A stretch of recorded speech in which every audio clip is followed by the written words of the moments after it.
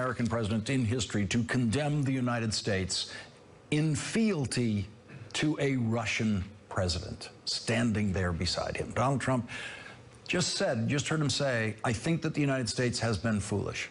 But he would not dare then say the sentence, I think Russia has been foolish. He would not dare say those words. He would not dare say the sentence, I think President Putin has been foolish. Wouldn't dare say that. And it got worse. For President Putin, if I could follow up as well, why should Americans and why should President Trump believe your statement that Russia did not intervene in the 2016 election, given the evidence that U.S. intelligence agencies have provided? And will you consider extraditing the 12 Russian officials that were indicted last week by a U.S. grand jury? Well, I'm going to let the president answer the second part of that question. But as you know, won the Electoral College and how impossibly difficult that is for a Republican candidate to do. And it ended with him saying, we ran a brilliant campaign and that's why I'm president. Vladimir Putin, in turn, talked about the extradition of the 12 Russian military officers who Special Prosecutor Robert Mueller indicted on Friday, something President Trump did not even bring up in his private conversation with Vladimir Putin, according to President Trump's own summation of that private conversation.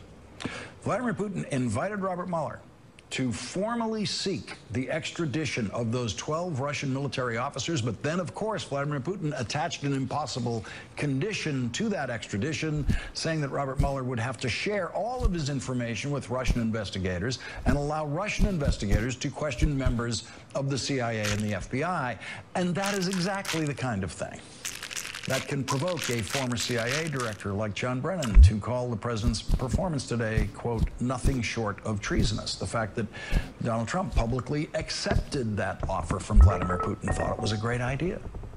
Vladimir Putin is much smoother, much more eloquent than Donald Trump, who is, of course, the least eloquent president of a major power in the world. But Vladimir Putin is not nearly as smart as any of the smoother leaders of the G7 and other major countries in the world, and to help Donald Trump win the presidency. Donald Trump said there wouldn't be a Perry Mason moment in his private meeting with Vladimir Putin, and I'm sure there wasn't. But the Perry Mason moment, as Donald Trump describes it, did come today, when Vladimir Putin revealed in public the smoking gun in his hand, in response to a question by Jeff Mason of Reuters, in which the audio was a bit muted at first, but it's all there. Did you want President Trump to win the election, and did you direct any of your officials to help him do that? Yes, I did. Yes, I did. Because he talked about bringing the U.S.-Russia relationship back to normal. You just heard Vladimir Putin asked, did you want President Trump to win, and did you direct any of your officials to help him win? And Vladimir Putin said, yes, I did. Yes, I did. Yes to both of those things. Yes to I wanted Donald Trump to win the election, and yes to I directed officials to help him do that. And that's exactly what Robert Mueller indicted 12 Russian military officers for on Friday. There are very few foreign leaders who can be tricked into saying they had a preference in an American presidential election. But the former KGB agent, who probably believes his own press about how brilliant he is, made that simple mistake today.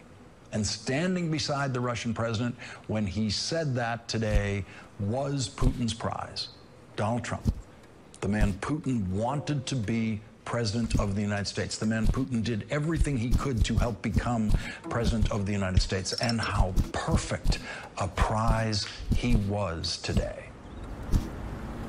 Just now, President Putin denied having anything to do with the election interference in 2016.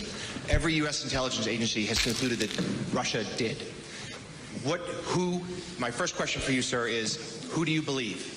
My second question is, would you now, with the whole world watching, tell President Putin, would you denounce what happened in 2016, and would you warn him to never do it again? so let me just say that we have two thoughts. You have groups that are wondering why the FBI never took the server. Haven't they taken the server? why was the FBI told to leave the office of the Democratic National Committee? I've been wondering that. I've been asking that for months and months, and I've been tweeting it out and calling it out on social media. Where is the server? I want to know, where is the server, and what is the server saying? With that being said, all I can do is ask the question. My people came to me, Dan Coates came to me, and some others. They said they think it's Russia. I have President Putin. He just said it's not Russia. I will say this. I don't see any reason why it would be. So I have great confidence in my intelligence people, but I will tell you that President Putin was extremely strong and powerful in his denial today. With the whole world watching, would you denounce what happened in 2016, and would you warn Putin not to do it again? And President Trump does not denounce what happened in 2016. He does not dare warn Putin not to do anything. The Director of National Intelligence, Dan Coates, did not say that he thinks that Russia did it. He says he knows that Russia did it. And last week, this is what Dan Coates said the president should say to Vladimir Putin. My message would be, we know what you're doing, and we know you know what you're doing and what we are doing. We know you run the shop. We know you're making the decisions. You can't pass it off to, oh, that's some hacker down somewhere where we don't know. We know what you do, and so you make the choice. But if you want to stay in this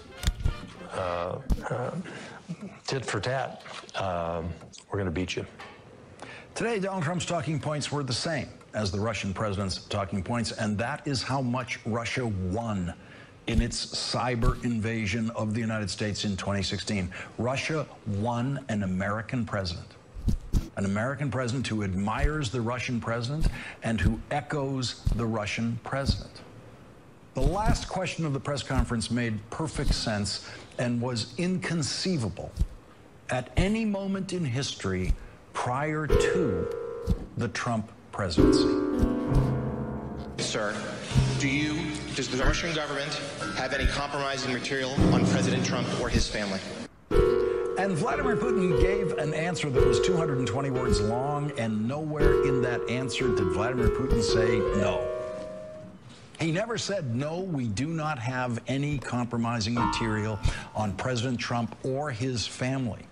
Instead, Vladimir Putin told a lie that he did not know who Donald Trump was when Donald Trump visited Moscow with his beauty pageant. David Corn will join us later with details on that particular Putin lie. And even though that last question was not directed at President Trump desperately wanted to get the last word about any compromising material that Vladimir Putin might have on him. Well, please just disregard these issues and don't think about this anymore again. And I have to say, if they had it, it would have been out long ago. And as you will hear later in this program, intelligence officials disagree with that. If Vladimir Putin had compromising information on Donald Trump or his family, of course, he would keep it as his little secret with Donald Trump so that he could control Donald Trump, especially in one-on-one meetings with Donald Trump. And then President Trump threw in a last line today to end the press conference with a Trumpian dash of incoherence. And if anybody watched Peter Strzok testify over the last couple of days, and I was in, it was a disgrace to the FBI, it was a disgrace to our country, and you would say that was a total witch hunt. Thank you very much, everybody. Thank you. And so the final 3 words of the president's summit with Vladimir Putin were total witch hunt. Joining us now are Wendy Sherman, former Undersecretary of State in the Obama administration. She is an MSNBC Global Affairs contributor. Also with us, Larry Pfeiffer, former CIA Chief of Staff and a former director of the Obama White House Situation Room. He's currently director of the Hayden Center. And Ambassador Sherman, these are challenging nights for programs like this because we really are tonight the first draft of history. And this was a historic day. With your experience, I simply want to give you an open opportunity to react to what you saw today? Well, I think I felt as most have today, including Republicans and Fox News commentators, that this was an extraordinary and really devastating and in many ways disgraceful press conference. We learned what I think we've known but didn't know on a global stage, and that is President Trump is